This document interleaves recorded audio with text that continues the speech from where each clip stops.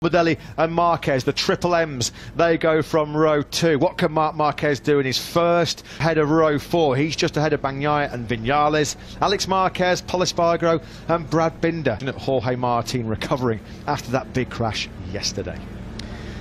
The grid ready to start a Motogp season with 3 wins in a row for the first time since 2010.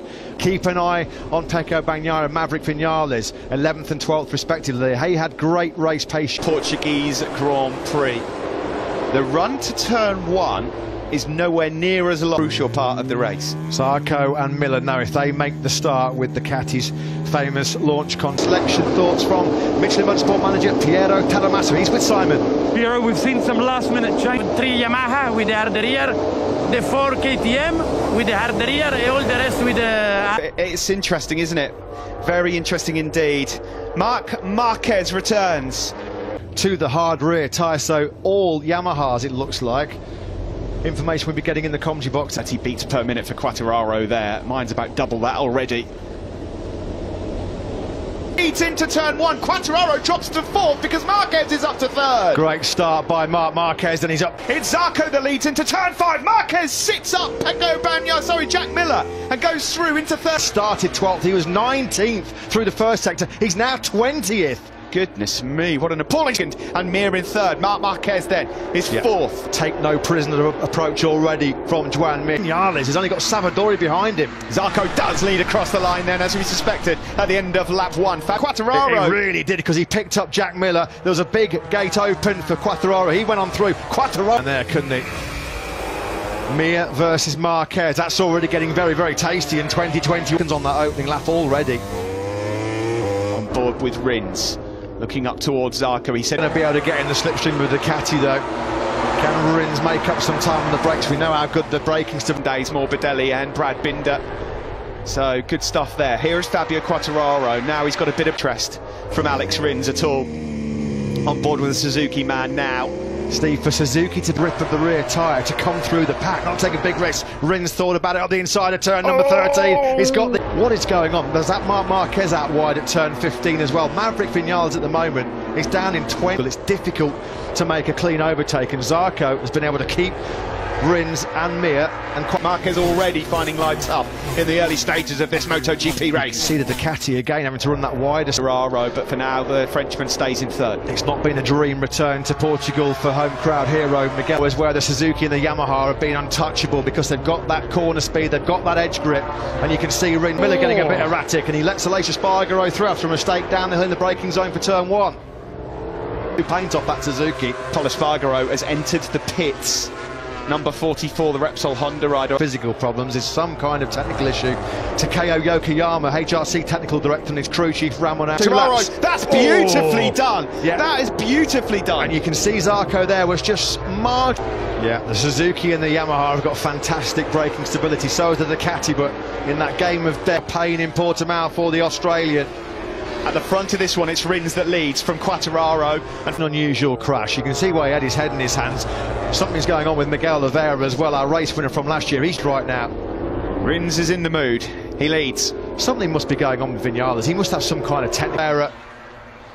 He was down heavy in qualifying yesterday at turn number 9. Vinales must... Jack Miller. Morbidelli's just gone up into 5th as well. So 2 men that were on the podium here 4 months ago have already exited. For that, he was doing a 1:43, so what on earth happened there? Back Marquez is still there in the mix behind Binder and Bagnaia. Luca Marini's having a great ride so far. He's still in the... To Alex Rins now. Can he get into the slipstream? We're on board with El Diablo. Now he's being urged on. Is Alex...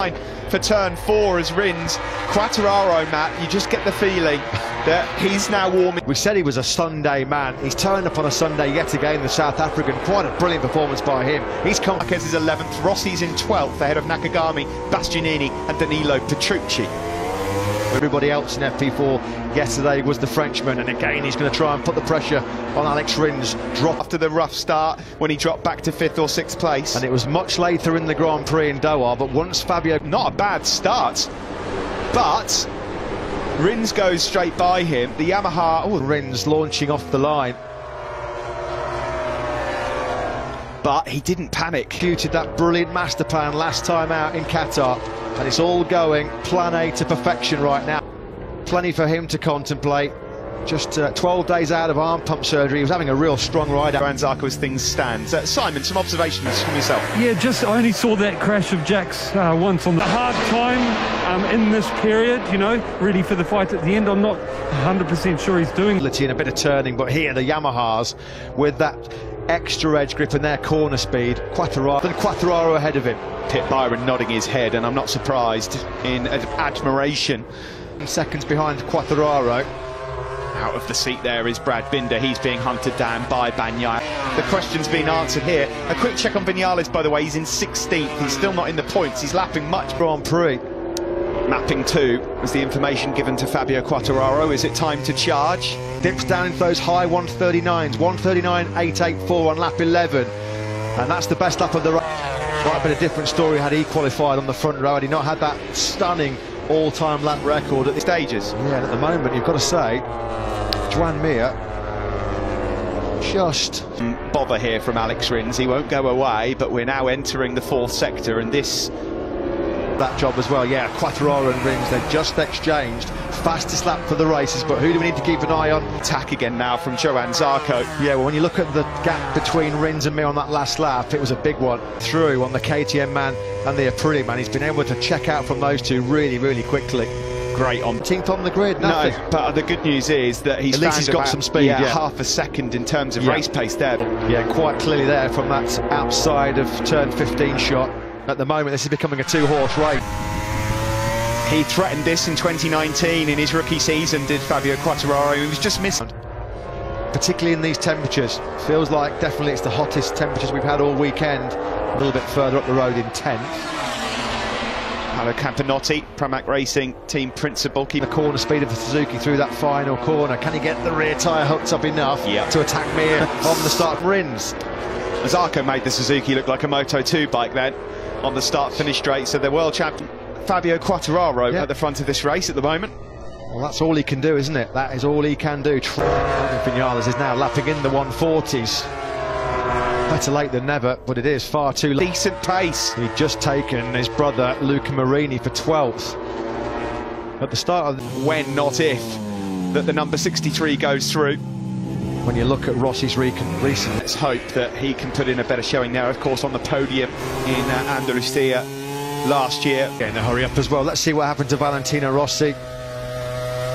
Turn number 11 is going to catch out. For Maverick Vinales has also had a track limits warning as well. Vinales then with a few crashes ahead of him is finally in the point scoring luxury position, isn't it, on one of those Ducatis, because you don't have to take the risks that the other riders do to make your passes on that brute horsepower they have. He's now got his eyes set on Joan Mir. These two are the guys leading then. Quattararo 10th and a half quicker than this man we're looking at right now, Rins. Here is Marc Marquez. When he was victorious in Valencia way back in 2019. That will be mission accomplished. It's from the two guys at the front. 39.472 from Quattararo and a 39.47. It's been an exhibition in leading from the front by the Frenchman.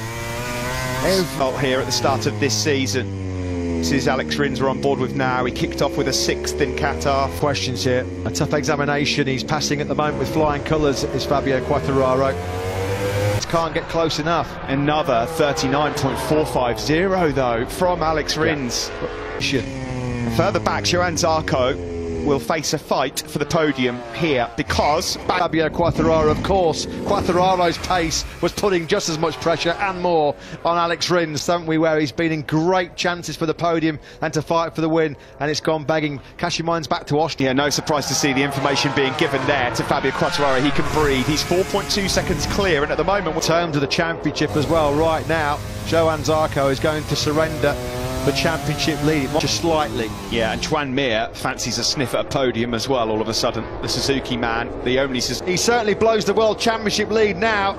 It's all going the way of his compatriot Fabio Quattararo. See this one then.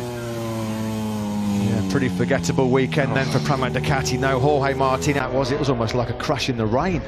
Fastest man on circuit at the moment is Aleix Espargaro. He did this in case. Have said goodbye to great podium opportunities.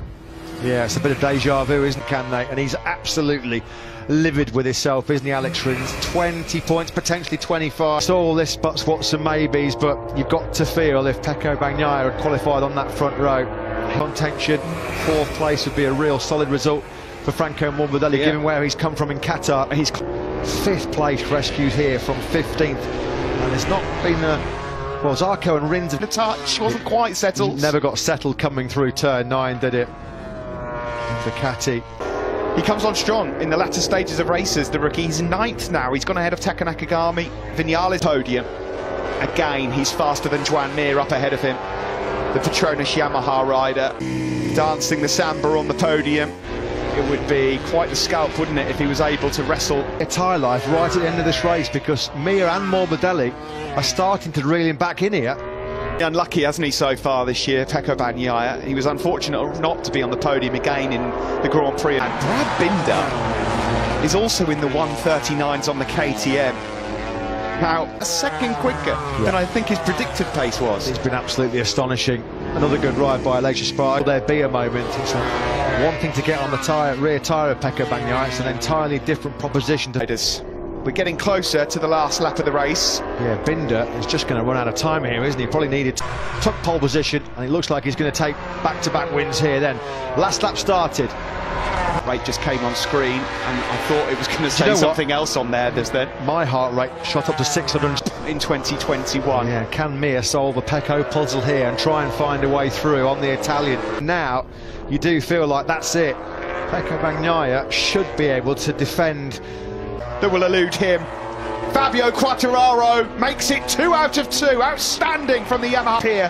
Nakagami holds on to a top 10 ahead of Maverick Vinales.